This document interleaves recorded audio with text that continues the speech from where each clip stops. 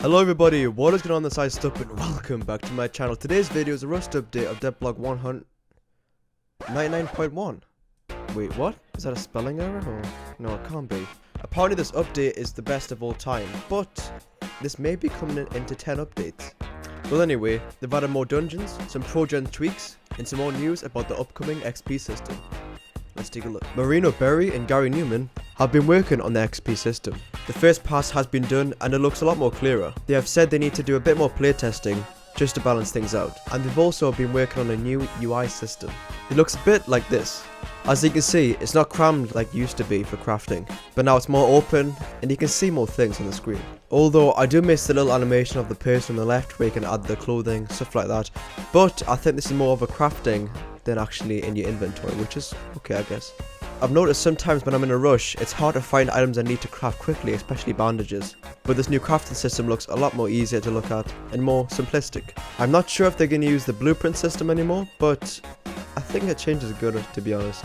A few comments have said in my last video that they didn't like it and what was the point of it, but things need to change and the blueprint farming was so annoying. People could get AK-47 if they got a big group of teammates, so you could say that. But apart from that, it's looking really good, and but yeah, I can't wait to see it finished and polished. Going back to Gary, he has made some changes to the locks. Don't you hate it when you try and open a door and it either locks or unlocks instead? But from now on, you have to hold A to lock it or to unlock it. I find it more convenient and a lot more helpful. To finish off Gary, this week he's been working on a test client of WebSocket Archon. It's a handy feature to let you know how much XP is collected by wood or anything really.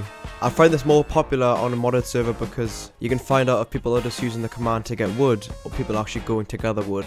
As of last week, people were confused about WebSocket Archon. Like me, I actually thought it was a way to control the server to like add mods, just like the normal Archon you have today. But apparently it's not, it's a way to talk to the server using your browser. Alex Rehberg has been working on specific inventory sounds when picking up and dropping items. These sound effects are not in the game yet because I've tried it, but they will be added soon. Vincent has been working on some amazing dungeon art. He spent the end of last week reworking the train yard and the water treatment plant level design. Of course some things aren't polished, but really this is just the beginning. They've came so far just having a blank white train yard and a water treatment plant to actually add textures in a really exciting level design. Going back to Marino, he's fixed a few bugs to do with explosive rounds and damage. For some reason the explosive rounds were giving double damage to the double doors, and secondly they weren't giving splash damage as well. The good thing is both of these issues have been resolved. Adding on to that, there's been a few things changed with decay. Opening doors and closing doors resets the decay delay in a radius of 400 meters around them. This way bases that use frequently will not be decaying around it. Although he thinks the decay needs to be redone because this is just like applying a bandage or something. It can only hold for so long. But overall this should help maintaining the external walls because they're a big hassle. Taylor has been working on the character rework. One of the big issues was characters not feeling real, for example breathing, but now they've moved into a bigger step in a more believable facial animation. Just by changing the eye movement, the realism is kicking in. I really love how the eyelids follow the eye movement, it's a great effect. Andre has been working on improving the rocks.